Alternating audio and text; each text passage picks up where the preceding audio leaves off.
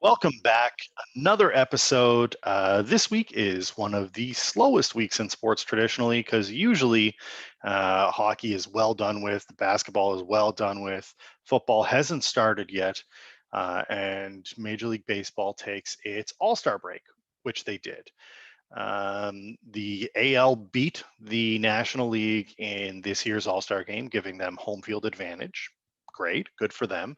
But the biggest news out of that All-Star game was that Shohei Ohtani pitched a perfect first. I'm just kidding. That's not the most important news.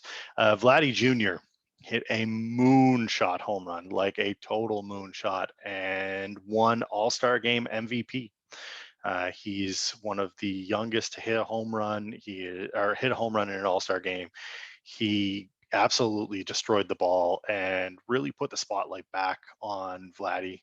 If you remember any of my previous video, I actually said that Vladdy should be in the conversation for MVP, and that's not taken away from Shohei, who had a great performance, but Vladdy is doing Vladdy things and is excelling at his position on offense.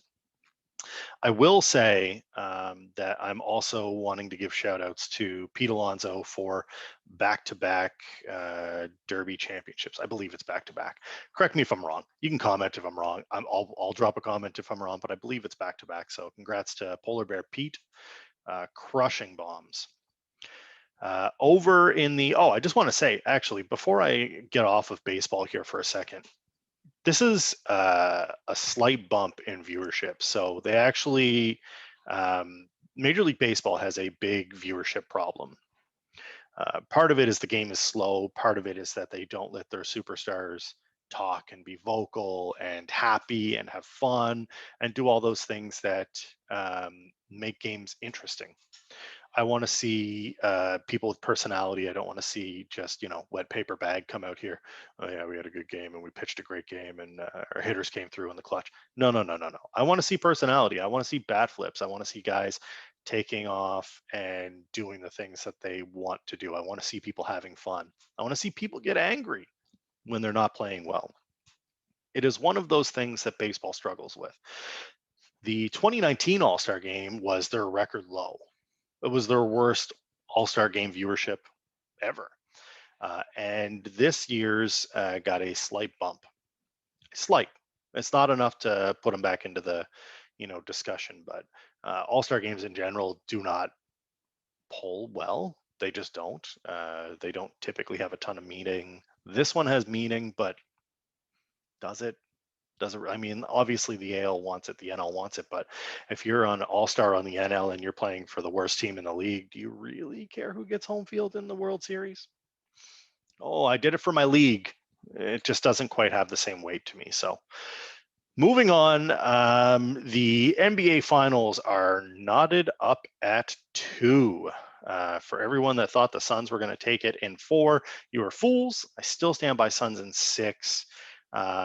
If the Bucks win one of the next 2, they're going to win it.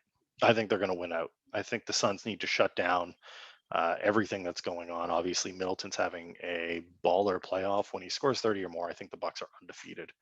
It's unreal what's going on there. All of the Suns and 4 people. This is me shaking my head at you. Milwaukee's no slouch. I'm really okay with this. I mean, I have my Nash jersey up, but as far as rooting interest goes, I don't have a ton in this playoff. So I just hope they continue putting up some good games. There's been a couple of blowouts, and it's a little sad to see. I want to see a little tighter game, but is what it is. I think that you're looking at a Bucks team that's determined to get somewhere with this, and look out if they do, because they are on a mission. Also, if the Bucks win the entire NBA final and they become champions, Chris Middleton is the MVP. It's not Giannis Antetokounmpo. It's Chris Middleton. You can at me. You can let me know in the comments. What do you think? If you haven't already, by the way, please make sure to hit the like button, subscribe to the channel, share with your friends. I appreciate any support you can drop my way. So don't forget to check us out on audio as well. Over in the world of Euro football, aka soccer, as we say in North America, Italy beat England in what many would say is unsurprising, as England is notoriously rough when it comes to how they perform on the international stage. They have quite a bit of history of choking, unfortunately. I'm not going to sit here and tell you that I know the long, long history of England fans suffering. So I'm not going to try to rub it in too much. Congrats to the Italian squad who won on penalties. Good job. Copa America is going on, and the Gold Cup, I believe, as well. If you're looking for football content, you better check out my buddy Anthony Abbott over at the Down the Pub podcast. He's got your fix for football. You want to get him, check out ASAP. Don't forget to subscribe to him as well. And on the NFL front, before I get to obviously the NHL, which is why I'm wearing my Hab shirt again today, we are getting dangerously close to some preseason. We're getting close to actually getting involved with this. September 9th, it looks like, is week one. I wonder, preseason week one is August 12th. So we're less than 30 days away, I think, something like that. We're getting close. I am obviously a Patriot supporter. I do what I can to support my team. I'm hoping that they pull out some sort of great season again. I don't know what it holds for us. We'll see. If you're looking for NFL content, don't worry. There will be plenty. I don't have any DFS right now because I'm not betting on the NBA Finals. Although you can check out Jeremy Green and Tank Spencer over at the Sportsocracy if you are looking for picks. They often have their monkey knife fight play of the day, so definitely want to check them out. NFL talk is coming, so don't worry. I haven't forgotten about the NFL. We're just waiting to get a little closer so I can give my way too early predictions. We'll probably have a roundtable with Fight Night Phil, Danny, and maybe a couple other friends, see what we can do to give you some incredibly outlandish predictions to what's going on. And last but not least, we've got a little bit of hockey news. So Parise and Suter got bought out by the Minnesota Wild, which is wild. Two very expensive contracts, and it looks like they're doing it for like immediate cap relief, hoping that the cap might go up next year. I don't know. There are smarter people than I that are playing this game, so I don't know what it holds, but it's interesting to see two guys of that caliber get bought out. I understand they're a little older and the contracts are probably not all that palatable, but they are now free to sign with anyone on the 28th. And it would not surprise me if we see a bit of a revenge tour going on. I think it would be incredible to see. And I'm excited for it. Good for them. I wish them nothing but the best. On the Montreal Canadiens front, there was a bit of news regarding Captain Shea Weber. Apparently, Shea has been dealing with that ankle injury that we all know about from a few years ago. He had some surgery. It was looking better, but apparently there are some chronic effects to that surgery that have been lingering. And Shea is a warrior. Weber's going to fight through all of that.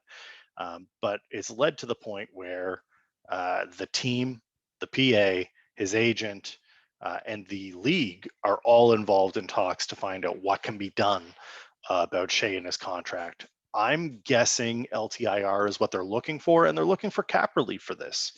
Weber is a huge part of this Montreal Canadiens team. Don't get it twisted. I don't think Montreal wants to move off of Weber, although they're probably not happy with the contract, is what it is. There's also a cap recapture penalty. There's also a cap benefit, I believe, to the Predators. I don't remember who gets what. Again, you can check out Cap Friendly, and they'll have all the details on who goes where and what happens if someone gets put on LTIR or retires. I think the Preds get punished if he retires. But if they put him on LTIR, I don't believe anything happens other than his salary is off the books. I heard some nonsense about this is Montreal trying to play the Tampa Lightning game. I don't see this as that at all. I also don't see this as like a way for the Habs to be playing shenanigans. for the expansion draft. I don't think that they're saying, I dare you to take Shea Weber. Seattle probably won't touch Weber. He's far too expensive, and he's got a history of injuries. Even though he's an incredible player, um, it's a lot of risk for a new franchise. As I mentioned in my last video with Zach, the amateur analyst, I thought they should leave Weber exposed and protect someone else. But I thought it was crazy because he's the captain. It's funny that this story came out after that. Um, Regardless of anything that happens on the ice, business decision wise, I hope that Weber gets to heal, feel better, and maybe spend some time with his family. The rumor is that he may not play at all in the next season. So, best of luck to Shea. I hope everything goes well. Speaking of the expansion draft, we are mere days away from the Seattle Kraken picking apart your favorite team, my favorite team, everybody's favorite team.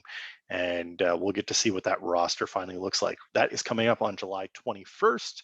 You are not going to want to miss that. Make sure to check out uh, make sure to check back soon, because we'll have some more content leading up to the draft, maybe post draft.